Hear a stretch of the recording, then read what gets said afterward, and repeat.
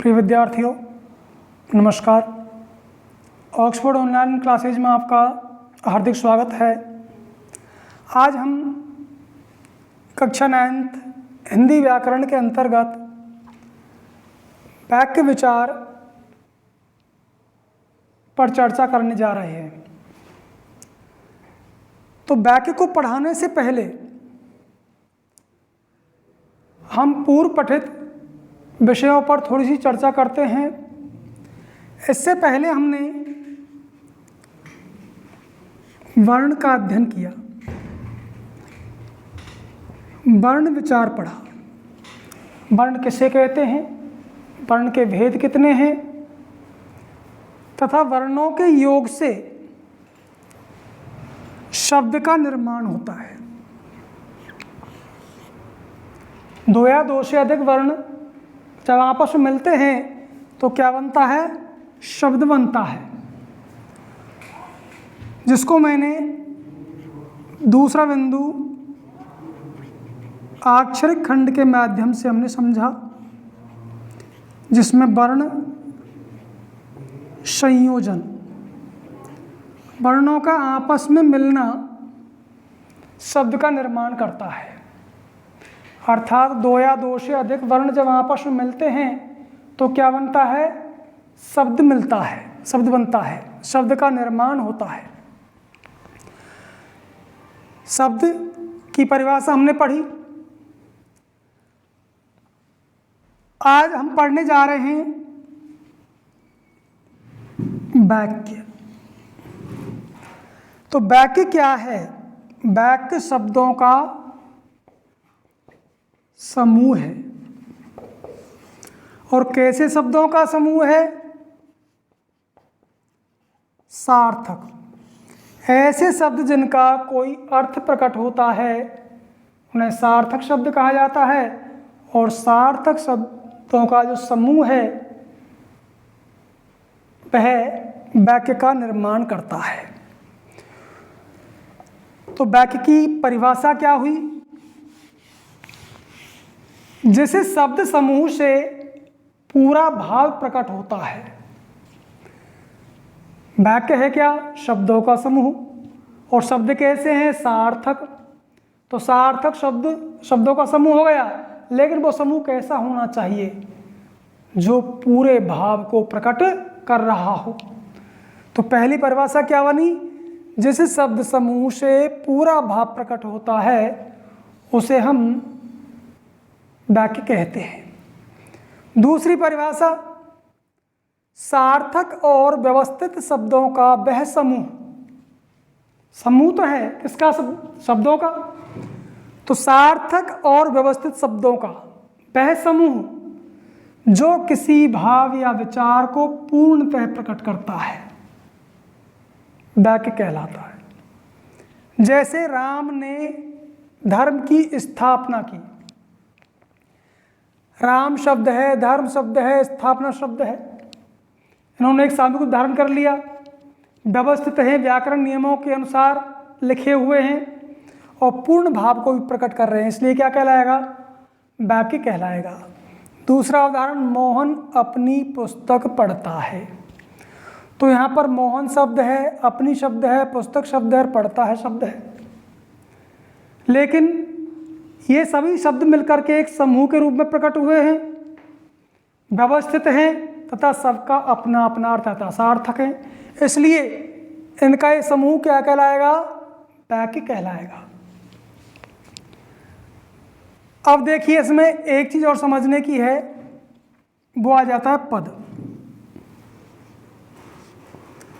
पद किसे कहते हैं? पद मूलतः शब्द को ही कहा जाता है, लेकिन शब्द को पद कब कहते हैं? जैसे राम ने धर्म की स्थापना की। यदि ये स्वतंत्र रूप से आते हैं तो क्या कहलाएंगे? शब्द कहलाएंगे। जैसे राम क्या हुआ? शब्द। धर्म क्या हुआ? शब्द। स्थापना क्या हुआ? शब्द। यदि कोई शब्द स्वतंत्र रूप में आता है तो वह शब्द को ही प्रकट करता है, लेकिन वही शब्द जब वाक्यों में प्रयुक्त हो जाता है तो वह पद कहलाता है। जैसे राम ने धर्म की स्थापना की, लिख दें इसको, राम ने धर्म की स्थापना की। तो यदि ये स्वतंत्र रूप में प्रयुक्त होते हैं तो क्या कहलाएंगे? शब्द कहलाएंगे। और यही शब्द जब वाक्यों में प्रयुक्त हो जाएंगे तो क्या कहलाएंगे? पद कहलाएंगे। तो यहाँ पर राम ने क्या हुआ? पद। धर्म की क्या हुआ? पद। स्थापना की क्या हुआ? पद। तो यही शब्द जब वाक्यों में प्रयुक्त हो जाता है तो उनको पद संज्ञा दे दी जाती है, पद नाम दे दिया जाता है। केवल नाम परिवर्तित हुआ है। वर्णों का जब मेल होता है तो शब्द का निर्माण होता है। वर्णों का जो संयोग स्वतंत्र रूप में प्रकट होता है तो वह शब्द कहलाता है, और शब्द जब वाक्य में प्रयुक्त हो जाता है तो वह पद कहलाता है। अब आते हैं वाक्य के अंग।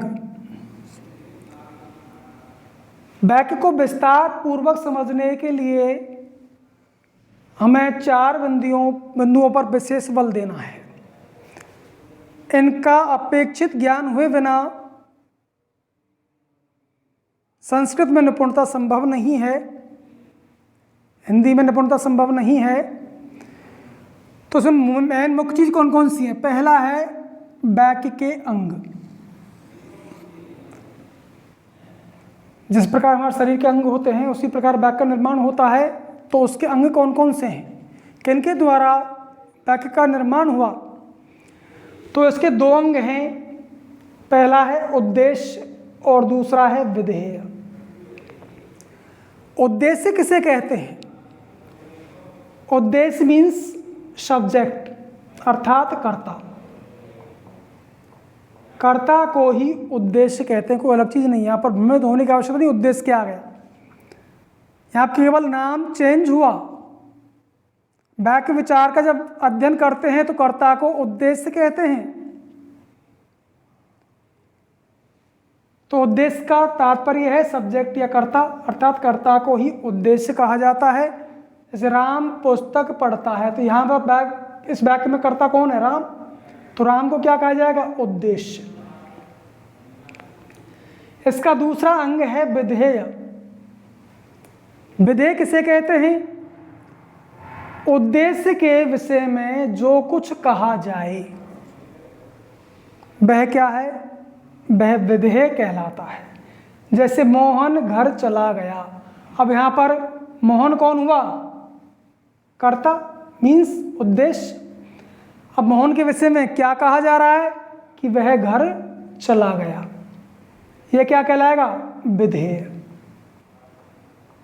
तो उद्देश्य के विषय में जो कुछ कहा जाए वो विधेय कहलाता है। दूसरे शब्दों में हम समझ सकते हैं कि कर्ता के अलावा जो कुछ भी लिखा हुआ है वह सभी विधेय के अंतर्गत ही आता है। तो यहाँ पर हमने वाक्य के 2 अंगों का अध्ययन किया। आपकी समझ में आ गया होगा, सरल है। अब आगे बढ़ते हैं तो आते हैं वाक्य के तत्व। इनका ज्ञान परम आवश्यक है। वाक्य निर्माण से पूर्व इनकी जानकारी होना बहुत जरूरी है। तो वाक्य के तत्वों के अंतर्गत सबसे पहले हम अध्ययन करने जा रहे हैं, सबसे पहले समझेंगे सार्थकता।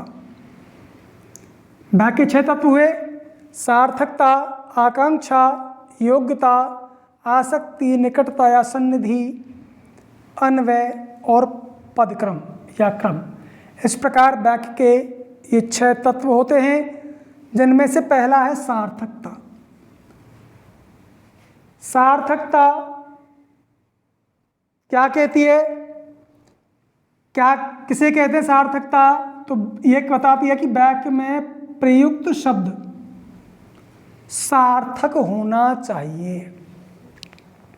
अर्थात वाक्य में हम जिन जिन शब्दों का प्रयोग कर रहे हैं वे सभी शब्द ऐसे होने चाहिए जो अपने अर्थ को प्रकट करते हों। यदि शब्द निरर्थक है, अव्यय है, तो वहाँ पर सार्थकता का अभाव हो जाएगा। इसलिए पहली शर्त यही है कि वाक्य में सार्थक शब्दों का प्रयोग होना चाहिए, निरर्थक पदों का नहीं। दूसरा तत्व है आकांक्षा। आकांक्षा किसे कहते हैं? आकांक्षा का अर्थ है इच्छा। तो एक पद को सुनकर दूसरे पद को सुनने की इच्छा। अब मैंने आपको बतलाया यहां पर क्या आया? पद। क्या आपके दिमाग में कंफ्यूजन नहीं हो, इसलिए मैंने आपको पहले ही पद को स्पष्ट कर दिया। पद किसे कहते हैं? शब्द जब वाक्यों में प्रयुक्त हो जाता है तो वह पद कहलाता है क्या? शब्द ही है, लेकिन यदि यह वाक्य में प्रयुक्त हो गया तो वह पद कहलाएगा। तो आकांक्षा क्या है? आकांक्षा है इच्छा। ये क्या कहती है कि एक पद को सुनकर के दूसरे पद को सुनने की इच्छा प्रकट हो जाए तो वह आकांक्षा कहलाती है। जैसे वे सब भद्र पुरुष हैं, कुछ दूरी पर कुछ लोग खड़े हुए हैं और मैं आपसे कहूं वे सब भद्र पुरुष हैं, तो इस वाक्य को सुनकर के कुछ और सुनने की इच्छा प्रकट हो रही है, क्योंकि इस शब्द से पूर्ण अर्थ का बोध नहीं हो रहा है। यदि मैं इसमें कुछ और शब्द और जोड़ दूं, जैसे वे सब भद्र पुरुष हैं जो आज यहां आए हैं, तो ऐसे शब्द को जोड़ने से जो वाक्य है वो अपने पूर्ण अर्थ को प्रकट कर रहा है। इसलिए आकांक्षा क्या हुई? जो आज यहां आए हैं, इस पद को सुनकर के इस पद को सुनने की इच्छा जागृत हुई, इसलिए यह क्या कहलाएगी? आकांक्षा। जैसे दूसरा उदाहरण देखेंगे, दिन में काम करते हैं। ऐसे वाक्य को सुनकर के पूर्ण ज्ञान प्राप्त नहीं हो रहा है, कुछ और सुनने की आवश्यकता हो रही है। दिन में कौन काम करते हैं? उत्तर मिलता है सभी। तो सभी शब्द को जोड़ दें तो इस वाक्य का पूर्ण अर्थ प्राप्त हो जाता है। दिन में सभी काम करते हैं, तो यहां पर सभी को जोड़ने से पूर्ण अर्थ की प्राप्ति हो जाती है। तो सभी क्या है? आकांक्षा है, क्योंकि इसको सुनने की इच्छा जागृत हो रही है, तभी इस पद का अर्थबोध हो रहा है। इसलिए ये सभी शब्द क्या कहलाएंगे? आकांक्षा कहलाते हैं। अर्थात एक पद को सुनकर के उसके आशय अभाव को समझने के लिए दूसरे पद को सुनने की जो इच्छा जागृत होती है वह आकांक्षा कहलाती है, क्योंकि इनको जोड़ने से इसका पूर्ण भाव हमें समझ में आ गया। अब अगला बिंदु है योग्यता। योग्यता किसे कहते हैं? वाक्य के अंतर्गत पदों का अन्वय करते समय अर्थ संबंधी बाधा न होना। वाक्य के अंतर्गत क्या आ रहे हैं? पद आ रहे हैं, उनका यदि हम अन्वय करते हैं, अन्वय का तात्पर्य क्या है? शब्दों को क्रमानुसार जमा देना, जिससे अर्थ प्राप्त करने में सुगमता हो जाए।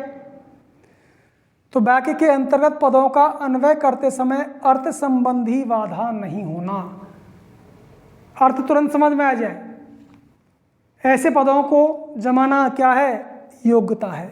और यदि अर्थ संबंधी बाधा है, अर्थ को प्राप्त करने में दिक्कत महसूस हो रही है, तो वहां पर योग्यता का अभाव हो जाएगा।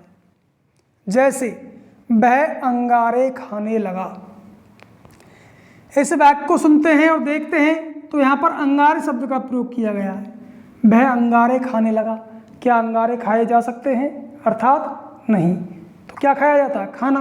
तो यहाँ पर योग्यता का अभाव हो गया। अंगारे शब्द के प्रयोग करने के कारण यहाँ पर योग्यता का अभाव। तो अंगारे के स्थान पर क्या होना चाहिए था? यहाँ पर शब्द खाना होना चाहिए था। तो योग्यता कब आएगी इसमें? जब इसमें खाना शब्द जुड़ जाएगा, क्योंकि इस शब्द से अर्थ संबंधी बाधा उत्पन्न हो रही है। दूसरा उदाहरण देखते हैं, किसान लाठी से फसल काटता है। क्या लाठी से फसल काटी जा सकती है? अर्थात नहीं।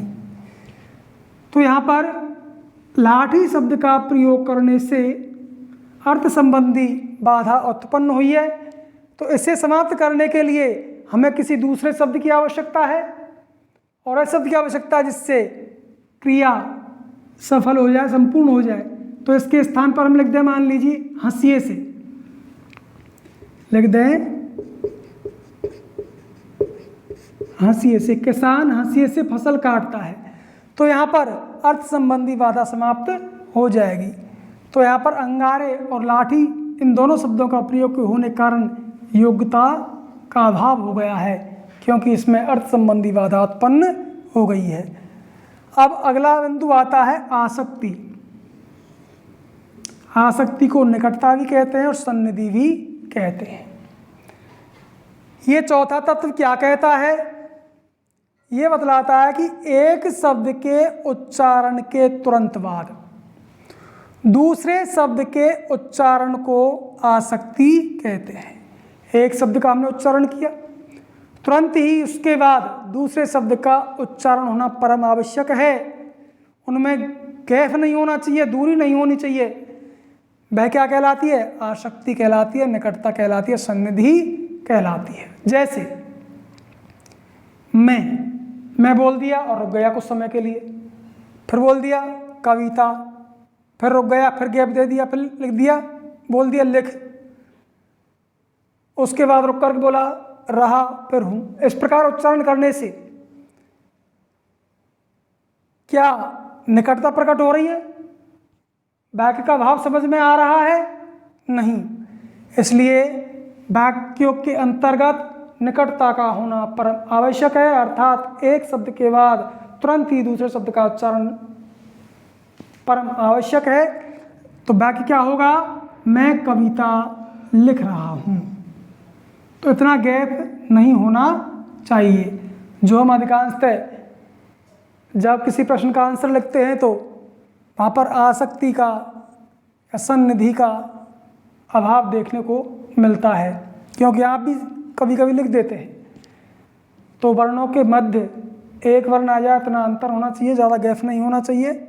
और उच्चारण करें तो एक शब्द के तुरंत बाद दूसरे शब्द का उच्चारण होना चाहिए।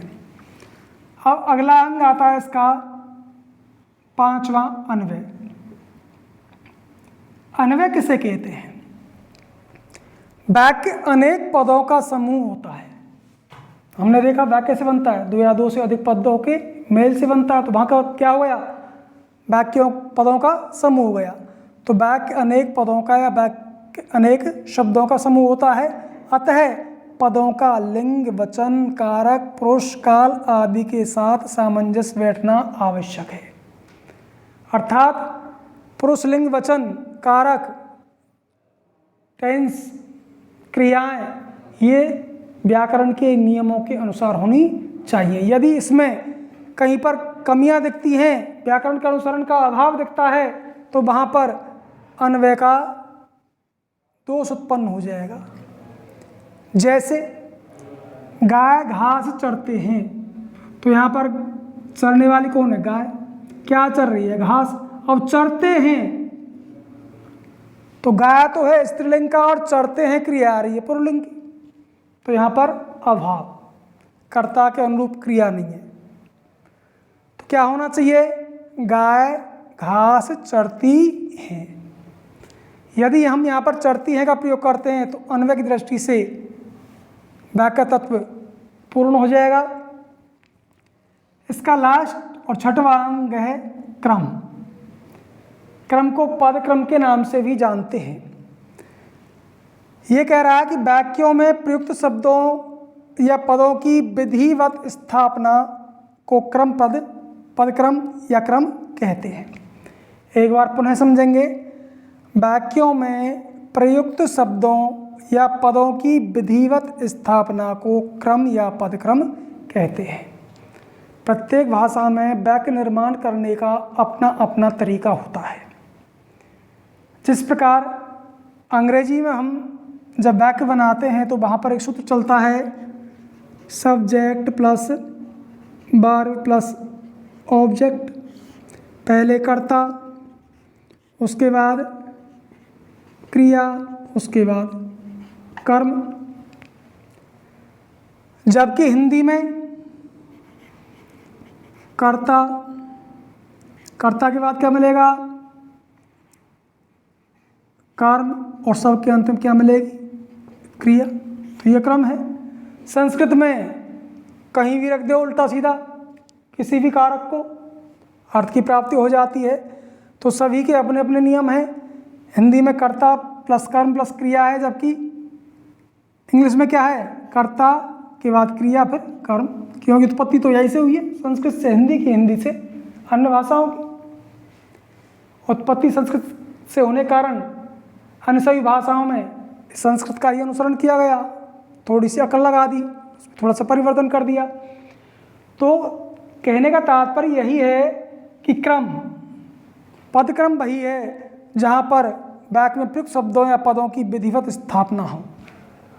जैसे एक वाक्य है, पढ़ी पुस्तक मैंने,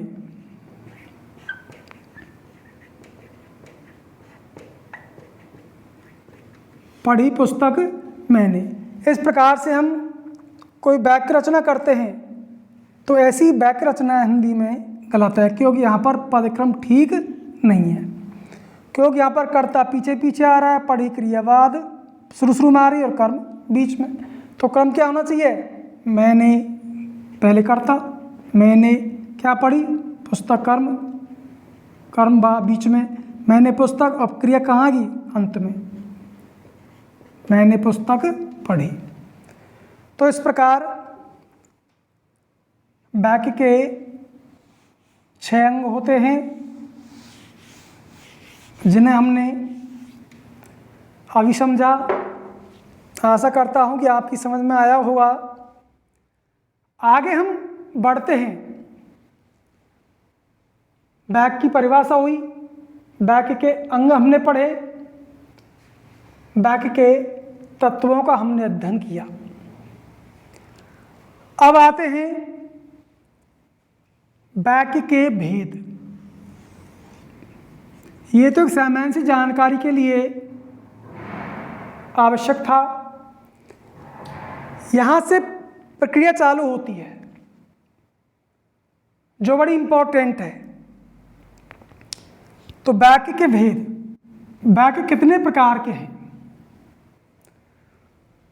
तो वाक्यों का वर्गीकरण 2 आधार पर किया गया है। पहला है रचना की दृष्टि से और दूसरा है अर्थ की दृष्टि से।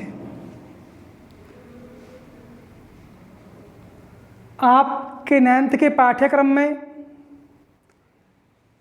केवल अर्थ की दृष्टि से ही प्रश्न पूछे जाते हैं, अर्थात 9th के सिलेबस में अर्थ की दृष्टि से व्याकरण के भेद माने गए हैं, लेकिन रचना की दृष्टि से भी इनका ज्ञान अपेक्षित है, क्योंकि 10th में संपूर्ण विषय पूछा जाता है और व्याकरण का चैप्टर कभी चेंजेस नहीं होता, इसमें कोई परिवर्तन नहीं होता, इसलिए इनका अध्ययन परमावश्यक है। तो वाक्य के भेद 2 आधार पर किए गए, पहला रचना की दृष्टि से और दूसरा अर्थ की दृष्टि से। तो हम सबसे पहले देखते हैं रचना की दृष्टि से। रचना की दृष्टि से वाक्य 3 प्रकार के होते हैं। पहला सरल या साधारण वाक्य, दूसरा मिश्र या मिश्रित वाक्य और तीसरा है संयुक्त या संश्लिष्ट वाक्य। अब यहाँ पर हम पहला देखते हैं सरल या साधारण वाक्य। सरल या साधारण वाक्य किसे कहते हैं, कौन सा होता है? तो जिस वाक्य में एक उद्देश्य तथा एक विधेय होता है, जिस वाक्य में एक उद्देश्य हो, उद्देश्य मीन्स कर्ता, और एक विधेय हो, एक क्या हो, विधेय, मुख्य क्रिया एक हो, तो वह वाक्य सरल या साधारण वाक्य कहलाता है। जैसे सोहन पत्र लिखता है, यहाँ पर सोहन कौन हुआ, कर्ता, कर्ता मीन्स उद्देश्य, और लिखता है क्या हुई, क्रिया, मुख्य क्रिया विधेय के अंतर्गत ही आती है। अब क्या लिखता है, पत्र लिखता है, तो यहाँ पर सोहन क्या हुआ, उद्देश्य, और पत्र लिखता है, ये क्या हुआ, विधेय। विधेय मीन्स यहाँ पर तात्पर्य है केवल एक मुख्य क्रिया से है। तो यहाँ पर एक कर्ता है और एक ही क्रिया है, तो ये वाक्य कैसा कहलाएगा, साधारण वाक्य कहलाएगा। अब देखिए दूसरा, राम कृष्ण और देवदत्त गा रहे हैं। यहाँ पर राम कृष्ण और देवदत्त तीन क्या हुए, उद्देश्य, उद्देश्य मीन्स कर्ता, और ये तीनों कर्ता क्या क्रिया कर रहे हैं, गाने की। तो देखिए यहां पर क्या कहा गया है कि जिस वाक्य में एक तो उद्देश्य और एक ही विधेय हो, तो यहां पर व्यक्ति तो कितने हो गए, तीन, लेकिन ये तीनों एक ही क्रिया कर रहे हैं, गाने की। तो एक क्रिया करने के कारण, ये तीनों उद्देश्य एक क्रिया में संलग्न होने के कारण इन तीनों को एक उद्देश्य माना गया है। क्या माना गया है, एक उद्देश्य। क्यों माना गया, क्योंकि ये तीनों एक ही क्रिया में संलग्न हैं, एक ही कार्य में लगे हुए हैं, अतः ये तीनों एक उद्देश्य के अंतर्गत आएंगे। ठीक, अब आगे बढ़ते हैं,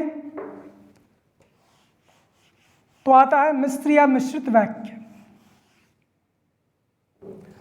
मिश्रित वाक्य किसे कहते हैं, मिश्र मीन्स मिला हुआ। अब कौन कौन सी चीजें यहां पर मिश्रित होती हैं, कौन कौन सी चीजें मिलती हैं, तो देखिए जिस वाक्य में एक प्रधान उपवाक्य हो, मिश्रित वाक्य में क्या मिलेगा, एक प्रधान उपवाक्य तथा एक या अधिक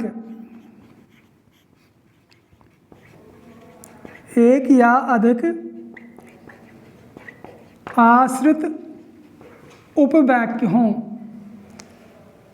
एक तो क्या होना चाहिए, प्रधान उपवाक्य, उसके बाद एक या अधिक आश्रित उपवाक्य होने चाहिए। तो ऐसा वाक्य क्या कहलाता है, मिश्रित वाक्य कहलाता है। अब प्रश्न उठता है कि प्रधान उपवाक्य किसे कहते हैं और आश्रित उपवाक्य किसे कहते हैं। तो प्रधान उपवाक्य, जो उपवाक्य स्वतः ही अपना पूर्ण अर्थ प्रकट करता है, उसे हम प्रधान उपवाक्य कहते हैं। तो प्रधान उपवाक्य क्या है, जो वाक्य अपना पूर्ण अर्थ प्रकट करता है, उसे हम प्रधान उपवाक्य कहते हैं। दूसरा है आश्रित उपवाक्य, जिस उपवाक्य का अर्थ प्रधान उपवाक्य पर आश्रित रहता है, अर्थात जिसका अर्थ प्रधान उपवाक्य पर डिपेंड है, आश्रित है, तो वह आश्रित उपवाक्य कहलाता है। जैसे श्याम ने कहा कि मैं घर पढ़ता हूं, तो श्याम ने कहा, यह क्या हुआ, प्रधान उपवाक्य। क्योंकि इसको सुनते ही पूर्ण अर्थ प्राप्त हो रहा है। श्याम ने कहा, श्याम बोला, क्या बोला, कि मैं घर पढ़ता हूं। ये जो अर्थ है ये किस पर डिपेंड है, श्याम ने कहा, प्रधान उपवाक्य पर आश्रित है, इसलिए क्या कहलाएगा, आश्रित उपवाक्य। तो देखिए जिस वाक्य में एक प्रधान उपवाक्य हो तथा एक या अधिक आश्रित उपवाक्य हो, तो ऐसा वाक्य मिश्रित वाक्य कहलाता है। लेकिन यहाँ पर नोट, विशेष बात जो ध्यान में रखनी है, ध्यातव्य, मिश्र वाक्यों में मुख्य उद्देश्य और मुख्य विधेय के अतिरिक्त एक या अनेक समापका क्रियाएं होती हैं। अब यहाँ पर समापका क्रिया कौन सी होती हैं? जो क्रियाएं किसी वाक्य को समाप्त करती हैं वो समापका क्रिया होती है। क्रिया विषय के अंतर्गत आपको ये चीज़ें बतला दी गई थी। तो यहाँ पर पढ़ता हूँ, ये क्रिया कैसी है? समापका, वाक्य को समाप्त कर रही है। वाक्य ने कहा, समापका क्रिया मुख्य क्रिया। तो मिश्र वाक्यों में मुख्य उद्देश्य, मुख्य कर्ता और मुख्य विधेय के अतिरिक्त एक या अनेक समापका क्रिया होती है, अर्थात मुख्य क्रिया भी हो सकती है, उसके साथ साथ अन्य वाक्य को समाप्त करने वाली क्रियाएं एक से अधिक भी हो सकती हैं, एक भी हो सकती है। तो यहाँ पर हमने आज सरल या साधारण वाक्य तथा मिश्र और मिश्रित वाक्य का अध्ययन किया। कल हम इसका तीसरा भेद, संयुक्त या संश्लिष्ट वाक्य तथा अर्थ की दृष्टि से वाक्य भेद का अध्ययन करेंगे। आशा करता हूँ आज का वीडियो आपकी समझ में आया होगा। अगले वीडियो मिलते हैं, तब तक के लिए धन्यवाद। जय हिंद।